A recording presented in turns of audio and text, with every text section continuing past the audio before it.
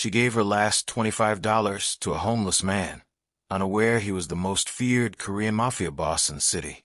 On a cold Thursday night, the kind of night Los Angeles rarely bothered with, a thin man stood outside a 24-hour diner in Koreatown. His clothes were torn, hair dripping wet, face buried beneath a low black hood. To anyone passing by, he looked like another forgotten soul swallowed by the city's cruelty.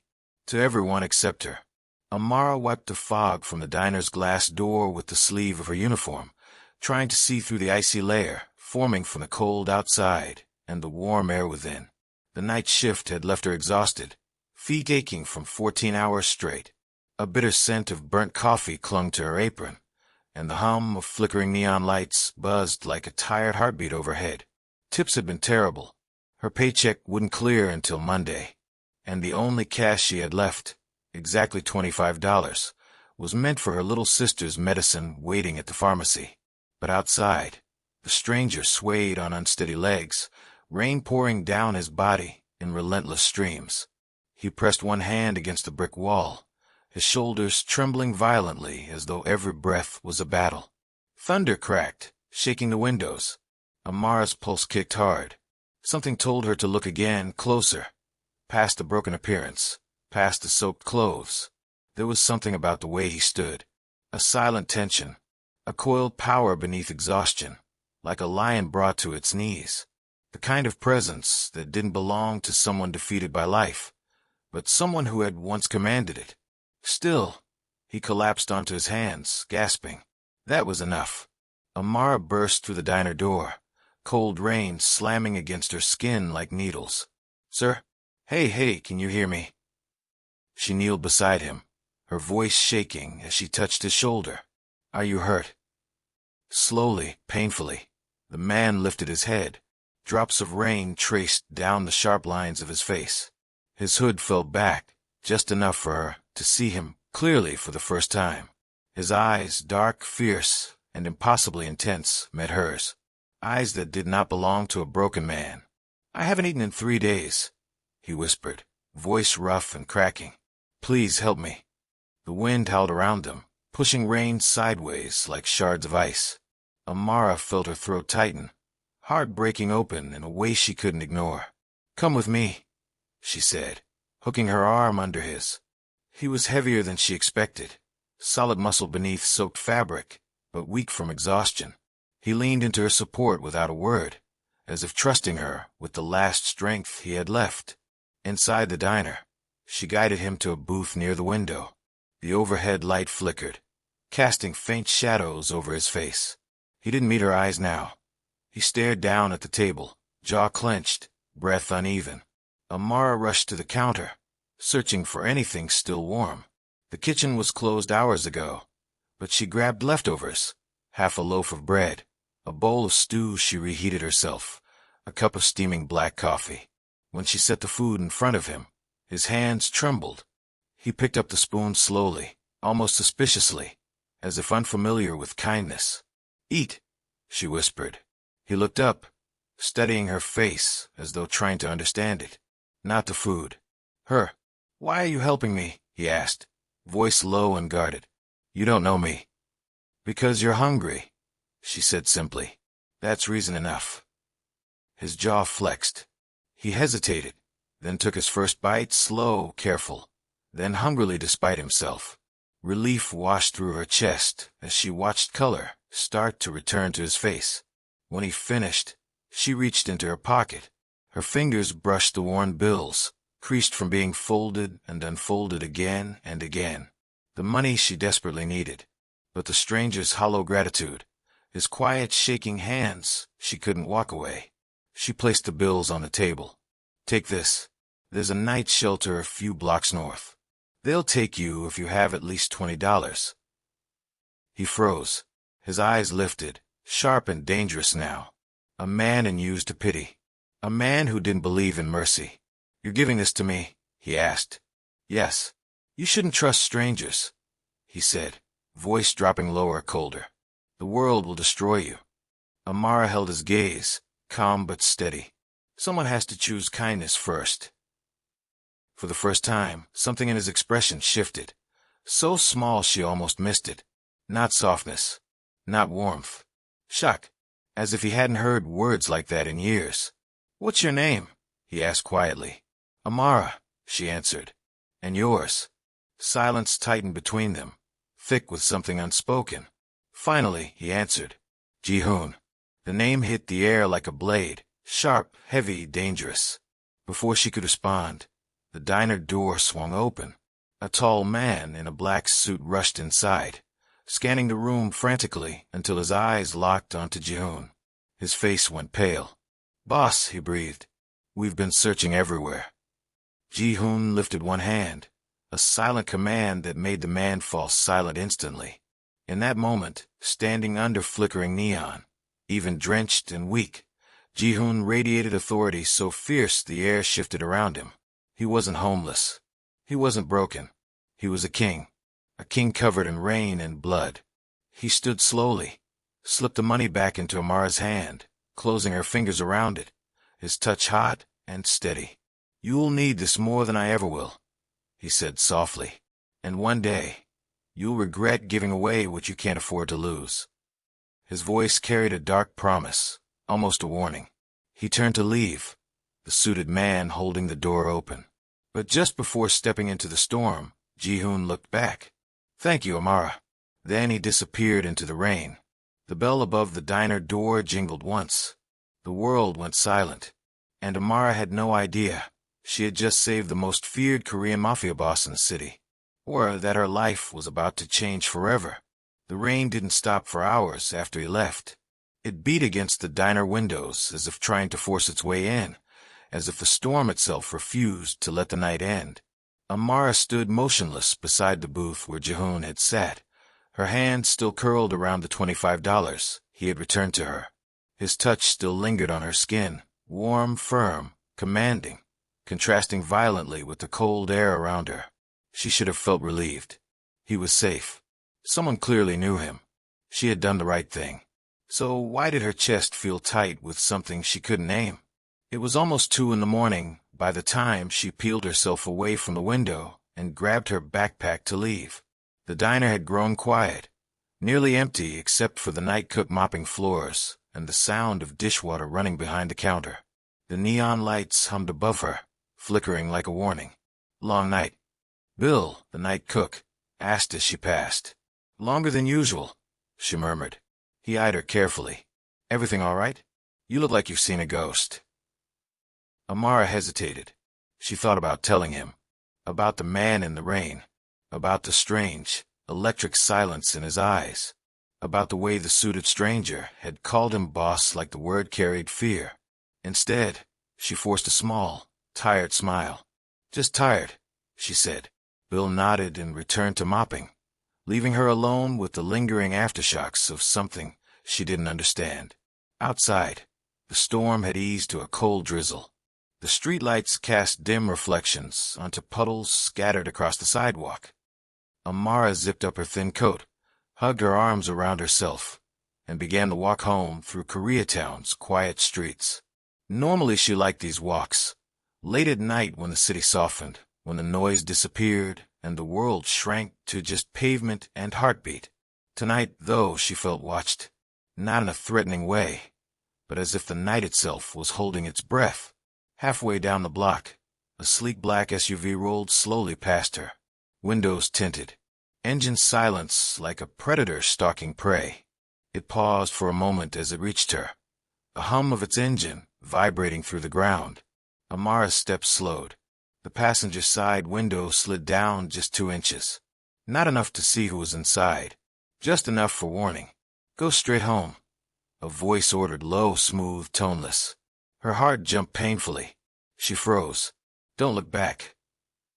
The window rolled up again, the SUV gliding forward like a shadow dissolving into the night. Amara stood frozen under the streetlight, rain dripping from her hair. Fear crawled slowly up her spine, but underneath it, a spark of something else. Instinct. Something was happening, something big, and somehow she was already inside it. When she reached her small apartment building, she fumbled with her keys, hands shaking. The hallway smelled of old paint and damp carpet, The walls yellowed with age. She unlocked the door quietly so she wouldn't wake her sister. But when she stepped inside, she found Ayana awake anyway, curled on the worn couch under a blanket, coughing faintly, her breathing raspy. Pale. Amara's heart squeezed. "You're supposed to be sleeping," she whispered, dropping to her knees beside her. Ayana gave a weak smile. "I tried." Her chest shuddered with another cough. Too dry. Too tight. Amara brushed damp curls away from her little sister's forehead, pressing a kiss there. "It's okay," she whispered. "I'm here." Ayana's eyes drifted to the clock on the wall. "You're late." Work ran long. She hesitated, swallowing emotion. "I'll get your medicine tomorrow morning. I promise." Ayana nodded softly, trusting without question. Amara wished she deserved it. She tucked her sister beneath the blanket and sat beside her until her breathing steadied. Only when Ayana fell asleep again did Amara retreat to her tiny bedroom, closing the door quietly. She leaned her forehead against the wooden frame, breathing hard. Why had she given her last money away? Why him? Why tonight? Her reflection in the cracked mirror looked back at her, tired eyes, trembling hands, hair still damp and clinging to her cheeks. She whispered into the silence, voice barely audible. "Please let me have done the right thing." Outside, thunder rumbled like a warning. Across the city, in a private penthouse overlooking downtown Los Angeles, Ji-hoon stood motionless before a wall of glass, rain streaking across the enormous window like tears. The skyline flickered below him, lights from skyscrapers glowing against the storm clouds. He had changed into dry clothes, black shirt, black trousers, but the cold still clung to him, sinking deep into bone and memory. Behind him, the man from the diner stood silently, hands folded behind his back. "She found you," the man said quietly. "Of all people." Ji-hoon didn't answer. His hands rested at the edge of the window frame, knuckles white. "We lost your signal for almost 7 hours," the man continued. "Everyone assumed the worst." His jaw tightened. "They should have." The man swallowed. "The traitor escaped. The hit was meant to kill you. You shouldn't be alive right now." A long, heavy silence stretched between them. Finally, Ji-hoon spoke, voice deadened, stripped of all warmth. "She shouldn't have helped me." The man hesitated. "She didn't know who you were." "That's why she shouldn't have helped," Ji-hoon replied, eyes still fixed on the storm outside. "People like her don't survive people like me." The words carried weight, iron and blood. The man shifted, uneasy. "Sir, what should we do about her?" Ji-hoon's eyes narrowed, his reflection sharp against the glass. "Nothing," he said. "If I never see her again, she stays safe." But the storm outside cracked again, lightning illuminating the skyline, and something inside him, a crack he didn't want, whispered that it would never be that simple. He closed his eyes, and for a fraction of a second, he saw her face again. Rain on her eyelashes, voice soft but steady. "Because you're hungry." That's reason enough. No one had spoken to him like that in 15 years. No one had touched him with kindness since the day his world was destroyed. He pushed the memory away violently, gripping the window until his hand shook. "Forget her," he ordered. "Erase everything." "Yes, boss," the man said, bowing before leaving the room. Ji-hoon stood alone in the enormous silence. His heartbeat echoed in his ears, not from fear, but from something worse. Recognition, the kind that felt like fate. The next morning, Amara woke early. The sun not yet risen, the city still quiet. She slipped out of bed carefully, checked on Ayana again, and dressed for work. Her mind replayed the night on loop, Ji-hoon's eyes, the suited man's shock, the SUV, the warning. She shook her head, forcing herself to breathe. Just a strange night, nothing more. But when she arrived at the pharmacy to pick up her sister's medication, her car declined. She tried again. Declined. For a moment she stood frozen, humiliation burning through her chest as people in line sighed impatiently behind her. "Ma'am," the cashier said kindly, "maybe you should." "I'll be back later," she whispered, voice cracking. She stepped outside, leaning against the cool brick wall, pressing her hands to her face. $25. $25 that could have changed this moment. Tears stung her eyes, but she forced them back. She made a choice, and she would own it. She headed to the diner early, hoping for extra hours.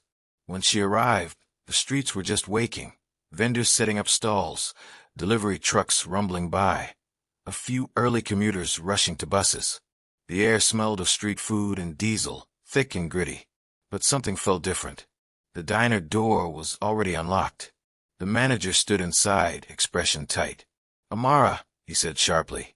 "In my office. Now." Her stomach sank. She stepped into the small back office, heart pounding, palms sweaty. The manager closed the door behind them. "We need to talk about last night." Her pulse quickened. "What about last night?"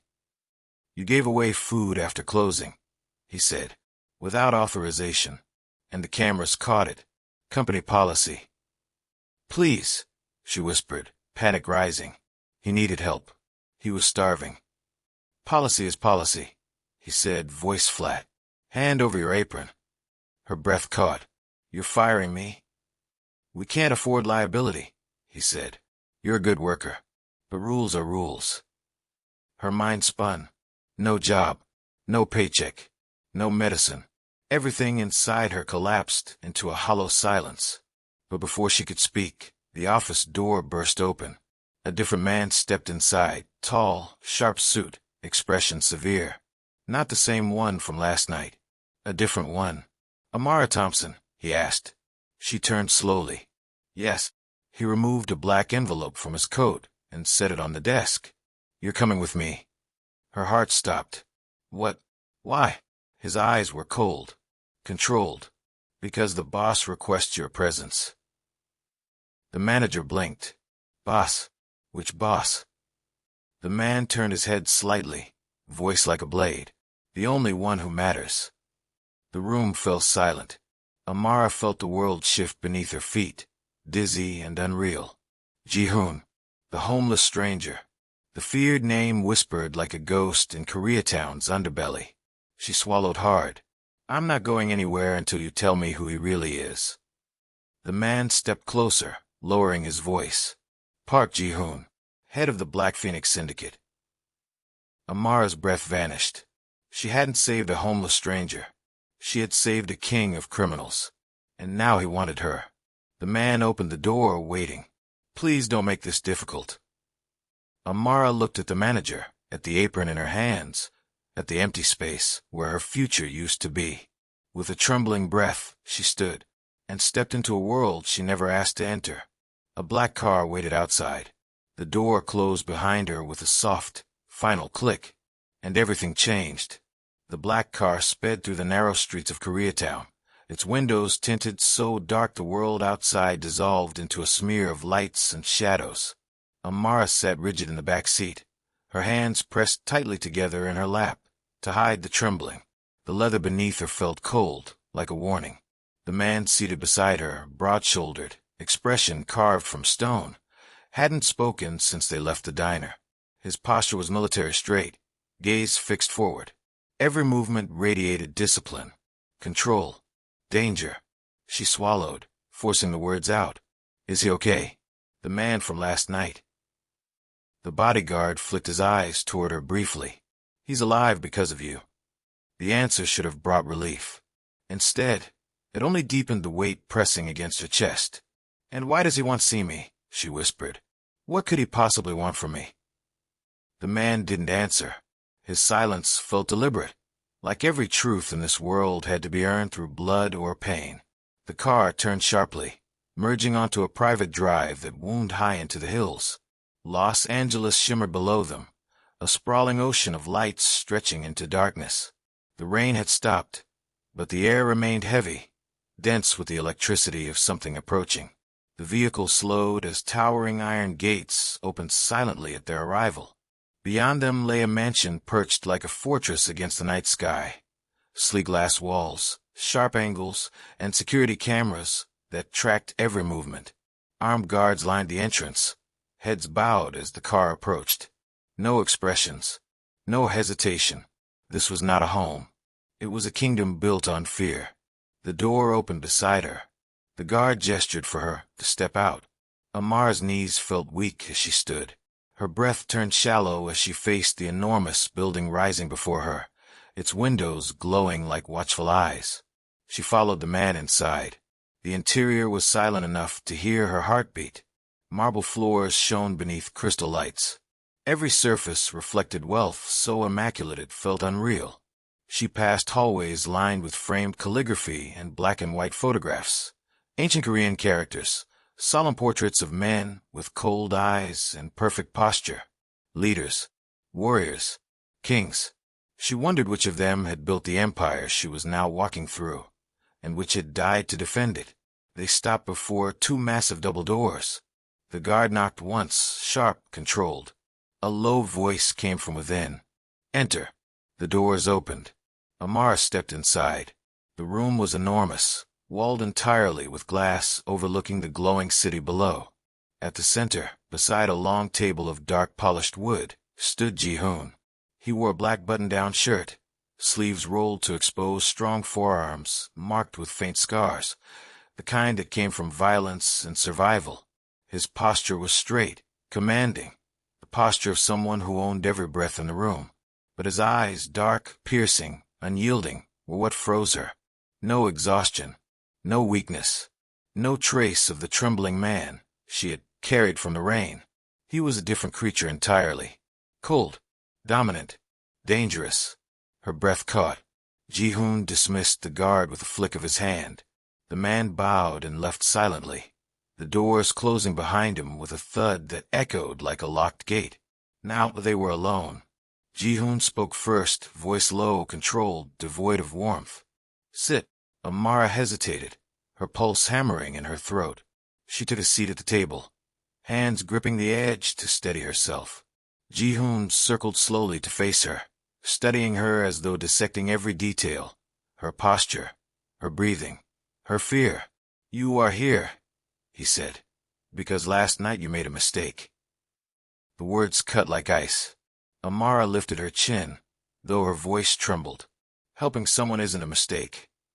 His brow lifted slightly, not amused, not angry, just surprised by her defiance. "In my world," he replied, "mercy is fatal. Kindness is weakness, and weakness gets people killed." His voice carried a quiet intensity that made the air shrink. "Last night I disappeared. Someone close to me tried to have me assassinated. If they knew you were the one who kept me alive, you'd already be dead." He leaned closer. "You don't save men like me. You stay far away." Amara forced herself to meet his gaze. "Then send me home." His jaw tensed. "If I send you home now, you won't make it through the night." Silence dropped heavy between them. "You're saying I'm in danger because I helped you?" "No," his voice lowered further, darker. "You're in danger because the men who want me dead now know I didn't die. They know someone was with me, and they will search for you." Her stomach twisted. "So what are you going to do with me? Kill me?" His eyes flashed, a brief spark of fury, sharp and terrifying. "If that was my intention, you wouldn't be sitting in my home." She swallowed hard. Ji-hoon straightened, hands clasped behind his back as he paced slowly. "I am offering you protection, until the threat is neutralized." "Protection," she echoed. "Or captivity?" He stopped, turned, held her with a gaze that felt like a hand closing around her throat. "That depends entirely on how you behave while you are here." Amara's pulse pounded painfully. She hated the fear rising in her chest, hated that he could control a room with silence alone. "I didn't ask to be part of your world," she whispered. "Neither did I," he said, quiet, razor-edged, unexpectedly honest. Their eyes locked, power versus resilience, command versus defiance. Something shifted. Not softness. Recognition. He spoke again, voice lower now, touched with something he fought to hide. "You gave away your last $25 to a stranger. You risked what little you have for someone you believed was worth saving." He paused. "Why?" Amara blinked, caught off guard by the question. "Because it was the right thing to do. Even if it cost you everything." "Yes." Ji-hoon exhaled slowly, something unreadable in his eyes. "You're either the most naive person I've ever met," he said quietly, "or the bravest." He turned away, refusing to let emotion surface. Amara's voice softened.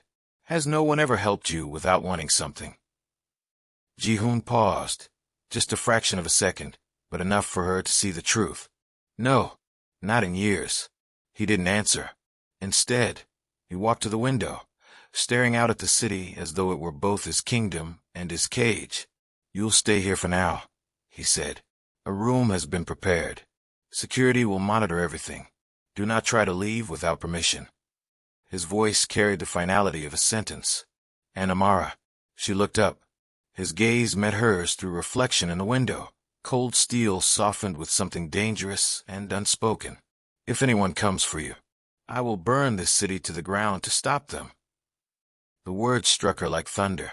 There was no boast in them. It was a promise, a terrifying, devastating promise.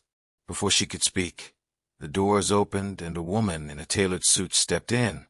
Sharp eyes, crisp tone, the aura of someone accustomed to command. "I'll escort Miss Thompson to her room," she said. Ji-hoon didn't turn, didn't watch her leave, didn't speak again. But Amara felt his silence trailing behind her like a shadow. As she followed the woman out, her thoughts spun wildly. She had stepped into a world where power was absolute, where trust was rare, and where kindness was nearly extinct. And yet, she couldn't shake the memory of the moment his walls cracked. The hunger in his eyes, not for food, for something far more dangerous. Connection. Behind her, inside the glass-walled room, Ji-hoon pressed his hands against the window frame, jaw clenched so tightly his teeth ached. Her voice echoed in his mind. "Someone has to choose kindness first." He closed his eyes, breath uneven for the first time in years. He had built an empire to protect himself from the pain of betrayal. And now, a girl with nothing but $25 had walked straight through the walls of a fortress no one had ever breached. He hated that. He needed to forget her. But he couldn't. Not anymore. And somewhere in the dark depths of the city, a man watched the mansion through a sniper scope, a smile twisting his mouth. "You should have died in the rain, Ji-hoon," he whispered. "Now I'll kill the girl instead." The crosshairs locked onto a shadow moving inside the property. The hunt had already begun. Amara followed the woman through long corridors that seemed designed to swallow sound. Every step echoed, too loud, too aware. The mansion felt more like a museum, cold, pristine, untouched by anything resembling comfort. Despite its beauty, nothing here felt alive. The woman stopped in front of a door near the far end of the hallway and opened it. "This will be your room," she said, voice clipped and professional. "You'll find clothing inside, and the bathroom is fully stocked. If you require anything, press the panel beside the bed. A member of staff will respond." Amara hesitated at the doorway. "What's your name?" The woman looked surprised. No one ever asked her that. Amara could see it in the flicker of her expression. "Yun," she replied. "Thank you, Yun," Amara said softly. Yun paused, her cold exterior cracking just enough to reveal something human beneath. "You're different from the others," she murmured. "Be careful in this house." Before Amara could ask what she meant, Yun turned and walked away, heels clicking sharply against the marble floor until the sound faded into silence. Amara stepped into the room and closed the door gently behind her. The space looked like something from a luxury hotel. King-sized bed, soft cream linens, a balcony overlooking the glittering city below, warm lighting hidden behind sculpted panels. It was beautiful and suffocating. She sat on the edge of the bed and buried her face in her hands. The silence pressed against her ears, louder than any noise. Her mind replayed everything. The rain, the diner, his trembling hands, the cold fire in his eyes, the way he said he would burn the city to the ground. The world had flipped upside down in a single night. Yesterday she worried about tips and medication. Now she worried about staying alive long enough to see tomorrow. She curled her legs to her chest, whispering into the quiet, "God, please help me." Outside the door, unknown to her, 2 guards stood watch. Nothing entered or left without permission. Hours passed. Morning faded into afternoon. No one came. Finally, exhaustion dragged her into a strained, restless sleep. Across the mansion, Ji-hoon stood in a weapons room hidden behind a reinforced steel door, an armory lined with firearms, knives, encrypted communication tech, and maps littered with marked locations. His second-in-command, Min-suk, the man from the diner, stood beside him. "We found the leak," Min-suk said. "It was Han Jae-min. He sold your location for 2 million. Ji-hoon's jaw tightened. His voice was barely above a whisper, but it carried lethal calm. "Where is he now?" "He fled after the failed hit," Min-suk said. "But we know where he's hiding." Ji-hoon nodded slowly. "Good. Prepare a team." Min-suk hesitated. "And the girl?" I slid into Ji-hoon's tone. "She stays under full protection. No contact unless necessary." "Necessary?" Min-suk pressed carefully. Ji-hoon's gaze darkened. "Until I decide what to do with her." Min-suk studied him. "She clearly affected you." Ji-hoon stiffened, eyes flashing. "She did nothing." "Then why is she still alive?" The silence was sharp enough to cut. Finally, Ji-hoon spoke, voice low and dangerous. "She reminded me that mercy still exists, and I don't know whether to hate her for it or save her for it." Min-suk bowed his head slightly. It was the closest thing to agreement without words. "If the enemy learns her name." "They won't," Ji-hoon snapped. "Anyone who touches her dies." His voice cracked for the briefest moment, pain buried beneath steel. Min-suk swallowed. He had followed Ji-hoon for 9 years, through blood and war, through betrayal and loss. He had seen him fearless, merciless, untouchable. But for the first time, he saw something else beneath the armor. Fear not for himself, for her. As sunset bled across the sky, painting it orange and red like open wounds, Yun returned to Amara's room and knocked once. "Dinner is served. The boss requests your presence." Amara opened the door slowly. Her face was pale, but her eyes steady. She nodded and followed Yun to the dining hall. The room was large, lined with tall ceilings and spotless glass walls. A long table stretched across the center, but only 2 places were set, one at the head, one to the right. Ji-hoon stood waiting, dressed in another black shirt, sleeves rolled back again, hands loosely clasped. He looked carved from stone, expression unreadable. Amara approached cautiously, trying to quiet the shaking inside her. She stopped across from him, unsure whether to speak. Ji-hoon gestured to the chair beside him. "Sit." She lowered herself into the seat. He sat after her, never breaking eye contact. Dinner was served, steaming plates of Korean dishes, beautifully arranged. The aroma should have comforted her. Instead, she felt sick with tension. Ji-hoon picked up his chopsticks and began eating quietly. Amara stared at her plate, unsure if she could swallow anything at all. "You should eat," he said without looking up. "I'm not hungry. You haven't eaten since last night." His voice was gentle, not warm, but grounded, like he was stating an unchangeable fact. Amara forced herself to take a bite. The food was rich, tender, unlike anything she could afford. But grief sat in her throat like a stone. Finally she spoke. "You cost me my job." His jaw tensed. A reaction. "That was not my intention." "But it happened," she said, voice cracking. "Yes," he replied quietly, admitting the truth more honestly than she expected. "And I regret that." The word regret sounded strange coming from him. Amara's eyes burned. "My sister needs medicine.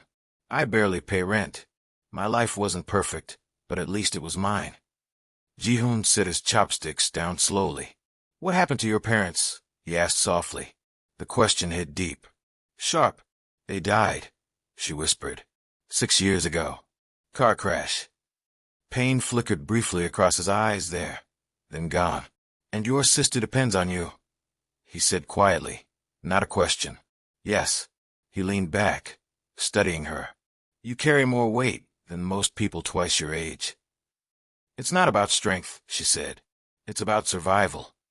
Ji-hoon's gaze sharpened, recognition, understanding, reflection. "That," he said, "is something I know too well." Silence thickened between them, heavy but different now. less threatening, more human. Finally he spoke, tone shifting from frost to iron. I cannot undo what has happened, but I can make sure you and your sister do not suffer for it. Amara looked up, brows furrowed. What do you mean? You will be compensated for the time you are here. Your sister will receive full medical care, effective immediately, and you will not want for anything while under my protection. Her breath caught. That sounds like a deal, she whispered. What do you really want from me? He held her gaze, intense, unblinking. Nothing, he said, except that you survive. She stared, stunned. And, he added quietly, that you stop looking at me like I'm a monster. Amara's voice was barely a whisper. I don't think you're a monster. He blinked, slow, controlled. Emotion slipped through his eyes like a crack in glass. Everyone else does, he said. Maybe they never met you as a starving man in the rain. She replied. Something broke in the silence, soft, dangerous, undeniable. Ji-hoon looked away first, and that was when the bullet shattered the window. The glass exploded inward with a deafening crack. Instinct kicked him before thought. Ji-hoon moved faster than human, grabbing Amara, tackling her to the ground, shielding her body with his own as shards rained across the table. Guards stormed the room, guns drawn, shouting orders.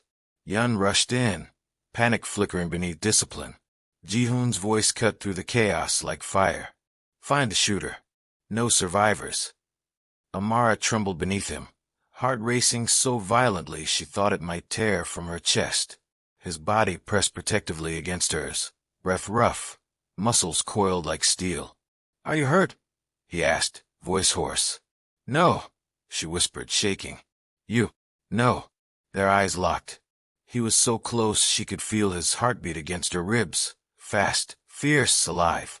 For a moment, neither moved. And in that breath suspended between life and death, something undeniable ignited. Not safety, not comfort, connection.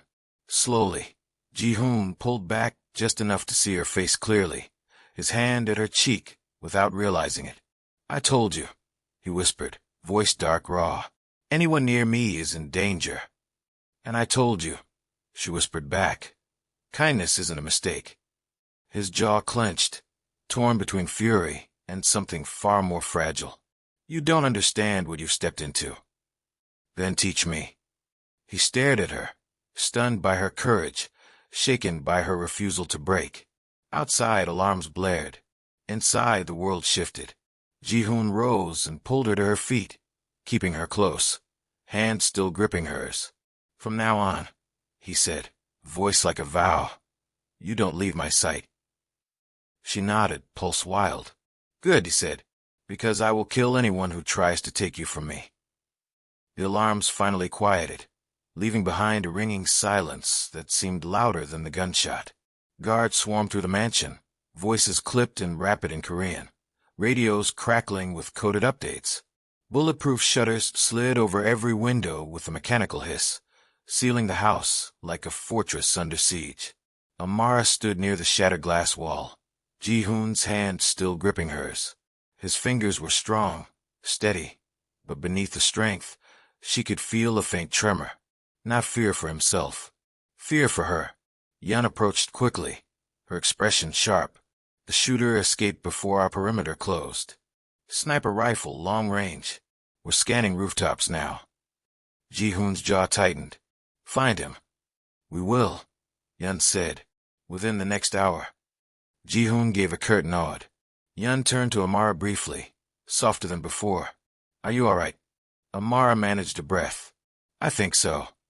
Yun looked almost relieved, then bowed her head respectfully to Ji-hoon before rushing out. When they were alone again, Ji-hoon released Amara's hand slowly, as though reluctant to remove it.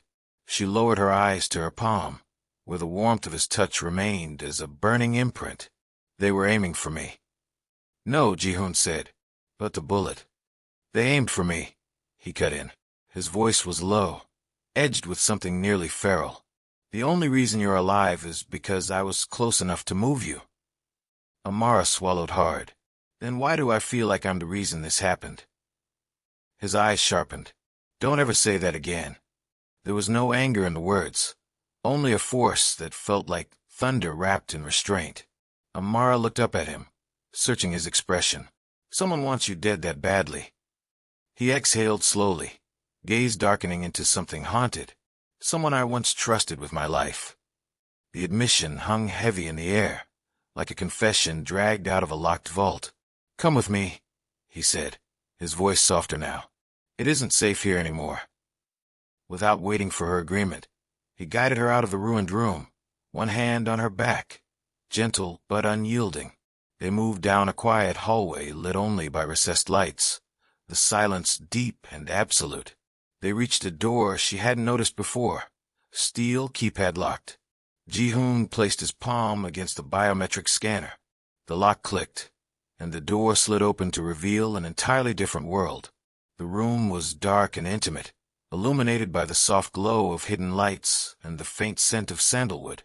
Floor-to-ceiling bookshelves lined the walls, stacked with worn books and old photographs. A fireplace burned low, crackling softly. Warm, human, unlike the sterile perfection of the rest of the house. This is the only place in this mansion that's off the grid, he said quietly. No cameras, no recordings, no guards. The one room they can't breach. Amara stepped inside slowly. Why show me this? Ji-hoon closed the door behind them, leaning against it for a moment as if steadying himself. Because if they come again, he said, this is where I'll keep you safe. She turned to face him. For the first time since she met him, he wasn't standing like a king or a commander. He looked human, tired, battle-worn. Amara's voice trembled. I don't understand why you're doing this. You don't know me. His eyes locked onto hers with sharp intensity. You saved me. It was one meal, my last $25. You gave away what you couldn't afford to lose, he said softly. No one has done that for me since I was a boy. She felt a shift in the room, the weight of something unsaid pressing against them like gravity. He walked past her to the fireplace, staring into the flames as if seeing something far away. When he spoke again, his voice was low, fractured around the edges. When I was 13, my father was betrayed by one of his closest men. They murdered him in front of me, shot him 3 times in the chest while he tried to protect our family. My mother died from the shock, and the man who betrayed him took everything we had. He paused, breath unsteady. I learned that night that trust is the most dangerous weapon in existence. Amara's chest tightened painfully, her earlier judgment dissolving into compassion. I'm sorry, she whispered. I don't want your sympathy, he replied, though the hardness in his voice cracked, just barely. I want you to understand why I don't believe in kindness, why I don't believe in people. He turned to face her, eyes burning with a fierce vulnerability he fought to hide. Until last night. Amara felt the words like a hand around her heart. You looked at me, he continued, as though I was worth something. You didn't ask for anything. You gave without expecting anything in return. His voice grew strained. Do you know how dangerous that is? What that does to a man who has built his life on silence and steel? Her breath trembled. Maybe it's not dangerous. Maybe it's healing. Ji-hoon stared at her for a long moment, long enough that the air changed between them, thick and electric, pulled tight like threads of fate. He stepped closer, slow and deliberate, until he was only inches away. Amara felt her heartbeat slam against her ribs.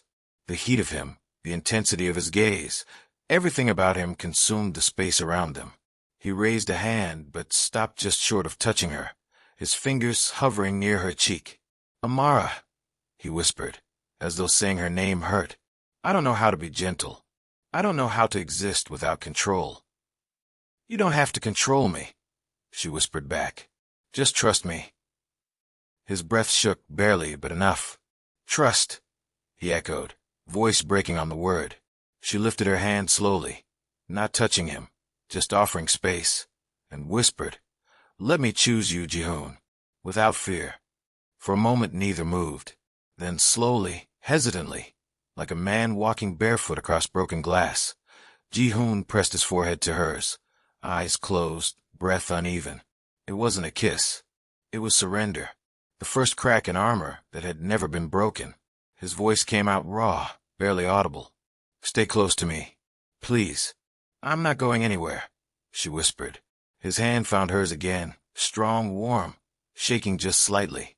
The fire crackled softly between them, and for the first time since his childhood, Ji-hoon felt something unfamiliar. Hope. But somewhere outside the fortress, beyond armed guards and steel gates, a phone vibrated against concrete. A voice cold as ice answered. "Did you confirm the girl is alive?" "Yes," another replied. "She's inside the mansion. Protected." A dark laugh cut through static. "Good. Kill the sister instead." Silence. A decision that would spill blood. War had already begun, and Amara had no idea her world was about to break. The fire crackled quietly, casting amber light across the room as Ji-hoon and Amara stood close enough to share breath. Outside, thunder rolled like distant artillery, the storm returning to echo the tension inside the walls. For a few suspended seconds, the world felt still, like they existed outside time, outside danger, outside everything except the unspoken force pulling them together. Then the door burst open. Min-suk strode into the room, urgency rippling off him like electricity. He didn't bow, didn't soften. His face was carved in stone. "Boss, we have a problem." Ji-hoon stepped instinctively in front of Amara, shielding her, a movement he didn't think about, only acted on. "What happened?" he demanded. "The sniper was only a distraction. They just breached our external communication network. The enemy accessed public records, using your disappearance as a trigger point. They know everything about her." Amara's blood turned to ice. Min-suk met her eyes with grim resolve. "They know about your sister." The room fell silent, and then the world shattered. Amara's breath collapsed into panic, vision blurring. "Ayana, oh God, she's alone. She's not safe." Ji-hoon grabbed her shoulders, holding her in place. "Look at me." She couldn't. Her chest seized, tears burning hot. "They're going to kill her. They're going to kill her because of me." Ji-hoon's grip tightened, not rough, but grounding. "No one is touching her." "You don't know that." Amara sobbed, voice cracking. "You don't understand. She's all I have." "I do understand."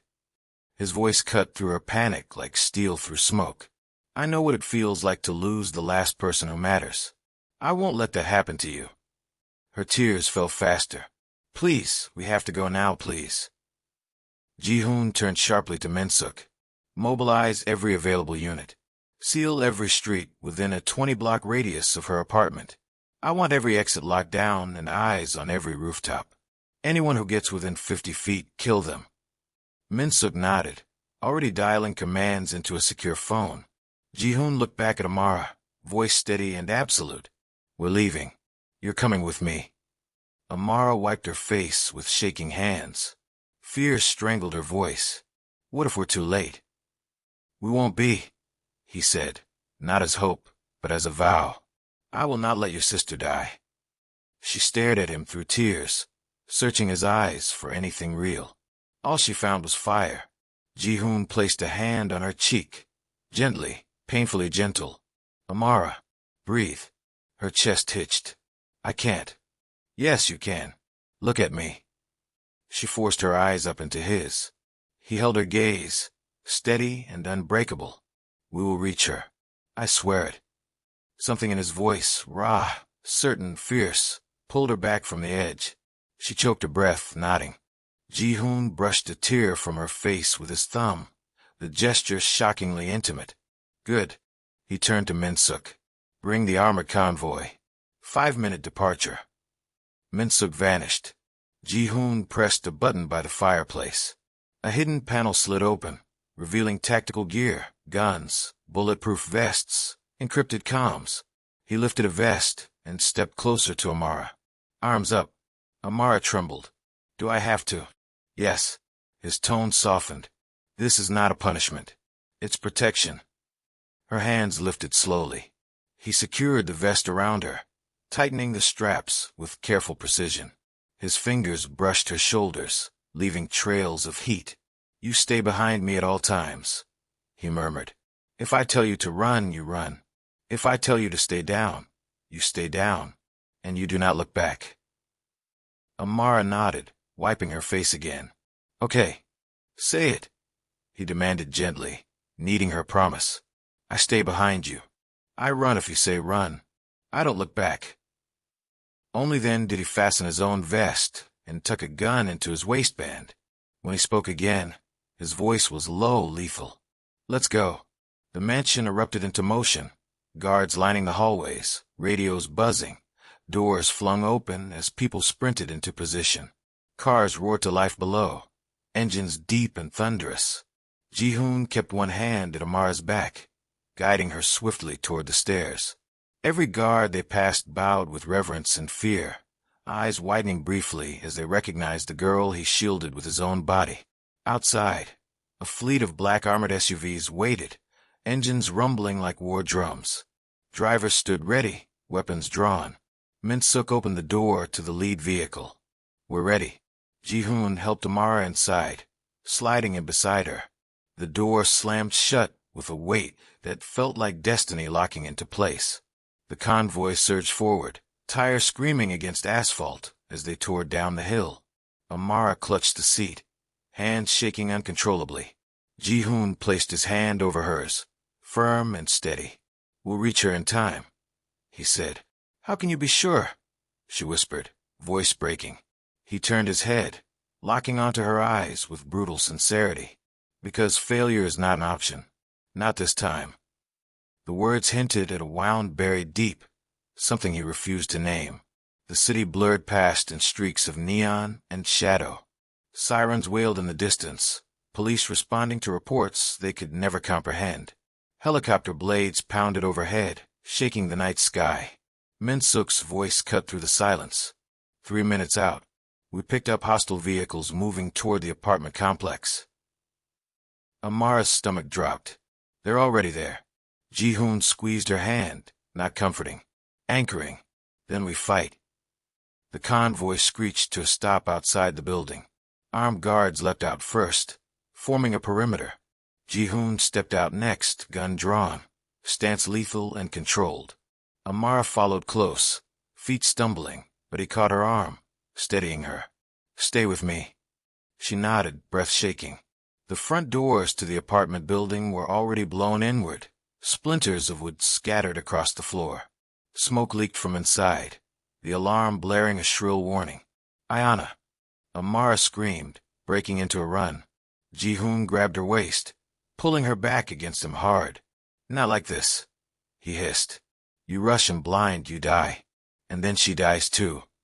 Amara sobbed, chest heaving. Please, she's alone. She's just a kid. Ji-hoon cupped her face sharply, forcing her eyes to his. Listen to me. I will get her. But you do not move unless I move first. Do you understand? Her breath trembled. Yes. He pressed his forehead briefly to hers. 1 second of borrowed strength, and then turned.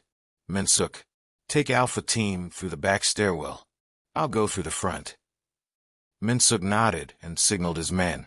Ji-hoon grabbed Amara's hand again, voice fierce. Stay behind me. Close. They entered the building. Smoke curled through the hallway, stinging Amara's eyes. The power flickered, plunging the hall into eerie pulses of darkness and light. Doors were cracked open, residents sheltering in fear. Bullet casings glittered on the floor. A scream echoed from upstairs. Amara's heart exploded.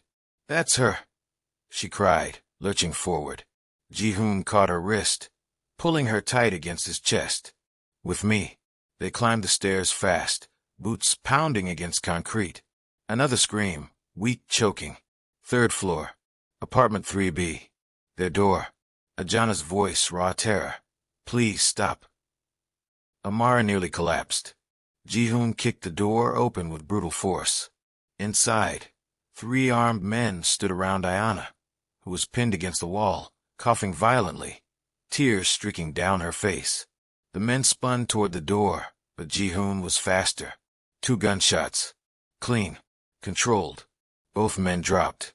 The third grabbed Ayana, pressing a knife to her throat. One more step and she dies. Everything froze. Ayana sobbed. Amara. Ji-hoon lifted his gun slowly, eyes murderous and calm. Let her go, he said, voice low as death. And I might let you live. The man laughed shakily. You won't risk the girl. Ji-hoon smiled without warmth. You clearly don't know me. The moment the man blinked, one fraction of hesitation, Ji-hoon fired. One shot. Dead before he hit the ground. Amara rushed forward, catching her sister as she collapsed in sobs. Ayana, baby, I'm here, I'm here.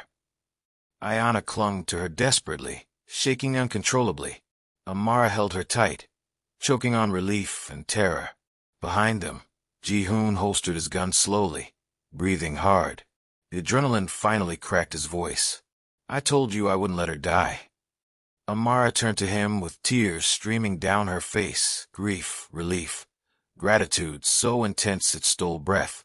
She crossed the space between them and threw her arms around him without thinking. Ji-hoon froze, shocked, but then his arms came around her, strong and protective, pulling her tight against his chest. Amara sobbed into him. Thank you. Thank you. Ji-hoon closed his eyes, his chin resting against her hair, breath unsteady. You don't bow to me, he whispered. You don't fear me, and still you trust me. Why? Because I see you, she cried. Not the monster the world paints, just a man trying to survive. He pulled back enough to look into her eyes, raw emotion pouring through cracks in armor. And what if survival means becoming something terrible? Then let me be the thing that brings you back, she whispered. His breath broke, silent, violent. For the first time since he was 13, Ji-hoon felt himself unravel. He cupped her face with both hands, forehead pressed to hers, voice wrecked. I don't know how to deserve you. Then let me choose you anyway. Their lips hovered a breath apart, not touching, but burning, electric, inevitable. Not a kiss, a promise. Outside, sirens wailed. Inside, hearts aligned. And somewhere below, the enemy leader watched through a shattered window, smiling coldly. Let the war begin. The building still shook with chaos, sirens, boots pounding staircases, guards shouting orders through radios. But inside apartment 3B, time seemed suspended. Ji-hoon kept one hand on Amara's shoulder and the other hovering near his weapon, ready for another threat. Ayana trembled in Amara's arms, coughing hard against her chest, but alive. Alive. It was the first breath of relief Amara had tasted since the phone call that had shattered her world minutes earlier. But the relief burned, too, like tears of salt on open wounds. Ji-hoon's voice cut through the trembling silence. Min-suk, perimeter status. Min-suk appeared in the doorway, gun still raised. All hostiles neutralized or in custody. But we intercepted a call. This wasn't a real attack. It was a message. Amara stiffened. Meaning, Min-suk met Ji-hoon's eyes. Han Jae-min wants you to come for him. He's waiting. Ji-hoon's jaw clenched, fury simmering beneath control. He wants a war, Min-suk added. Ji-hoon's reply was quiet, deadly certain. He has won. Amara pulled Ayana closer. Who is Han Jae-min? Ji-hoon looked at her directly, no shield, no mask. The man who killed my father. The man who betrayed my family and took everything from us. The man who tried to kill me 2 nights ago. And now he wants to kill us, Amara whispered. No, Ji-hoon stepped forward, voice like steel drawn across fire. He wants to take everything from me. That means starting with the first thing he thinks I care about. Amara's breath caught, realization slamming into her like a tidal wave. He targeted my sister to get to you. Ji-hoon's voice dropped, hoarse and raw, because he saw something I hadn't admitted yet. The air thickened with meaning. Amara's heart pounded. What did he see? Ji-hoon's eyes burned into hers, dark, consuming, unstoppable. That you're my weakness. Silence detonated between them. Amara felt the words like an earthquake shaking through bone, splitting open every barrier she had tried to hold inside. Ji-hoon continued, voice shaking with truth he could no longer control. I don't fear bullets. I don't fear death. But I fear losing you. I fear what you do to me. How you make me want something I swore I'd never want again. Her chest tightened, emotion swelling painfully. What do I make you want? His voice broke, barely audible. Peace. The word pierced everything. Fear, loyalty, pain. Cutting straight to the center of her. Amara raised a trembling hand, pressing her palm against his chest, feeling the rapid beat beneath it. Then fight for peace. Not revenge. Ji-hoon closed his eyes, breath shaking. I don't know how. Let me show you. For the first time in years, Ji-hoon let someone touch him without flinching. He turned his hand and caught hers, holding it tight. We need to go, Min-suk said urgently. Jae-min is at the docks. If we don't move now, he'll vanish. Ji-hoon nodded. Prepare the vehicles. Min-suk rushed out. Ji-hoon looked at Amara. Take your sister to the car. She'll be guarded by a full detail. Amara shook her head fiercely. No, I'm not staying behind. This isn't your fight. Yes, it is, she said, voice fierce and shaking. Because he came after my family. And because you saved us. I won't let you face him alone. Ji-hoon stared at her, torn between fury and awe. You're not a soldier. No, she said, but I'm not afraid anymore. Not as long as you're next to me. Something inside him cracked open in silence. Ji-hoon, Amara whispered, stepping closer. You don't have to walk into darkness alone. He closed his eyes, head bowing in surrender. Not weakness, but release. Fine, he said, voice gravel. But you stay behind me. You don't take risks. And if anything goes wrong, you run. No, she said. If anything goes wrong, we run. His eyes opened, softened, transformed. Together, he said. Together. He lifted Ayana gently, carrying her protectively down the ruined stairwell. Amara followed, never letting go of his sleeve, as if letting go might tear the world apart again. Outside, the convoy engines roared to life.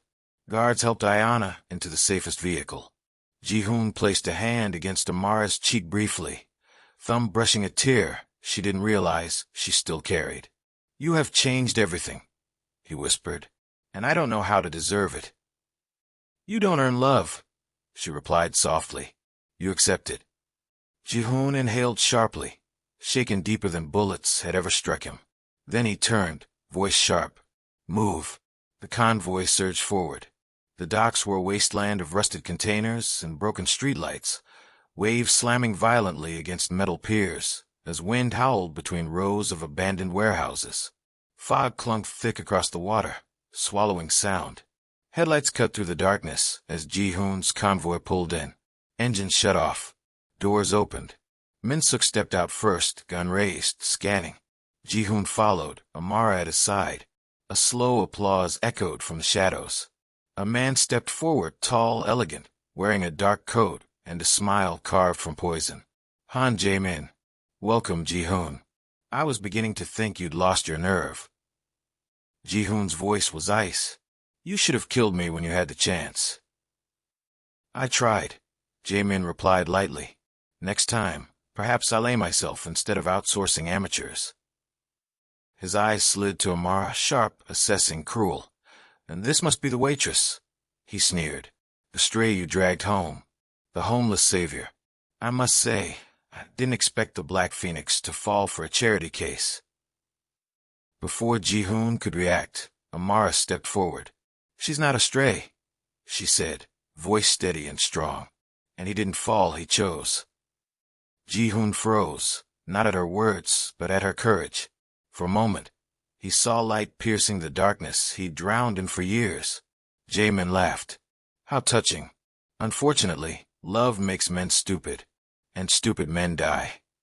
With a flick of his hand, dozens of gunmen emerged from behind containers, surrounding them fully.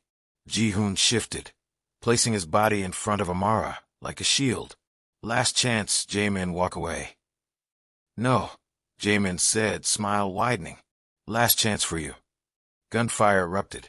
Ji-hoon moved like lightning, dragging Amara behind a steel barrier, firing precise shots that dropped attackers one by one. Min-suk's men returned fire, advancing tactically. Bullets ricocheted. Sparks flew. Smoke billowed. Amara crouched behind Ji-hoon, heart hammering, but she didn't hide. She watched. She learned.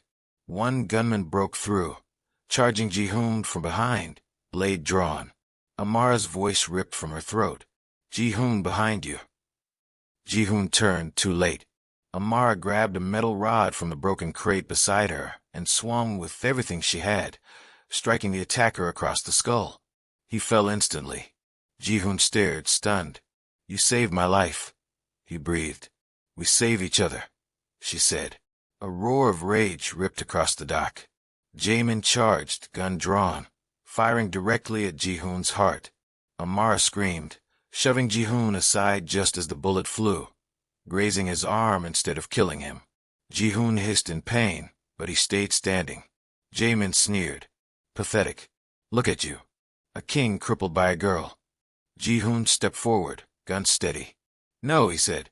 "A king rebuilt by one." He fired. The bullet hit Jamin square in the chest. The man fell backward, collapsing into the cold steel of the dock floor. Silence swallowed everything. The echoes died. The war ended. Ji-hoon turned slowly, breath ragged, blood staining his sleeve. Amara reached him, hands trembling as she touched his face. "You're hurt." "I'm alive," he said, voice raw. "Because of you." She closed the distance, rising onto her toes, and pressed her forehead against his, tears falling freely. "I thought I lost you," she whispered. "You never will," he murmured back. "I'm done hiding from what matters, done losing what I love." He cupped her face in both hands, voice breaking completely. "I love you, Amara." Her breath caught, heart erupting inside her. "And I love you," she whispered. It wasn't dramatic. It wasn't loud. It was everything. Slowly, Ji-hoon leaned in, not claiming, not conquering, but asking. Their lips met, soft, shaking, reverent. A kiss that tasted like survival and surrender, and the first sunrise after endless night. The dock disappeared. The world disappeared.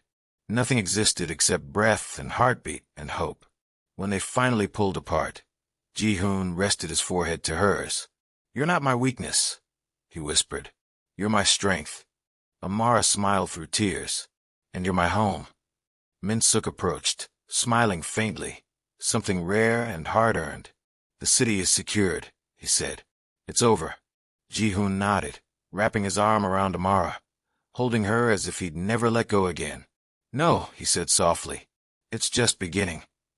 Sunlight streamed through the huge windows of Ji-hoon's mansion, now filled with warmth instead of silence. Fresh flowers stood in glass vases. Laughter echoed from the kitchen, where Ayana sat at the counter stirring pancake batter.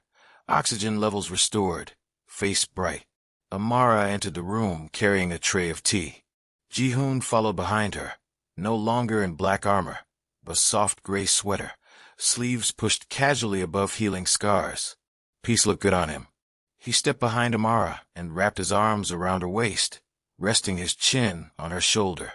"You have changed my entire world," he whispered. Amara smiled, leaning back into him. "And you learned to smile. Miracles do happen." Ayana giggled. "You two are disgusting." Ji-hoon smirked. "Get used to it." Amara turned to him, eyes warm. "You ready?" she asked. He nodded. They walked outside together, past guards who no longer bowed in fear, but in respect, toward a community kitchen Ji-hoon had built in Koreatown bearing a new sign. Phoenix House, for those who need second chance. The place was already full. People lined up for food, children laughing, volunteers serving. Ji-hoon placed his hand gently on hers. "We rebuilt something new," Amara whispered. "Together," he said. "And we're never going back," she replied. Ji-hoon leaned down and kissed her, soft and certain. Alive, loved, redeemed. From king of shadows to protector of light. And from a $25 act of kindness to the love that rewrote destiny. Sometimes the smallest act of kindness can change the fate of a king and the heart of a girl brave enough to believe in him. Thank you for listening to Black Waitress gave her last $25 to a starving stranger. She didn't know he was a Korean mafia boss. If you enjoyed this story, don't forget to like, subscribe, and share. Your support means the world. Until next time, Red Heart.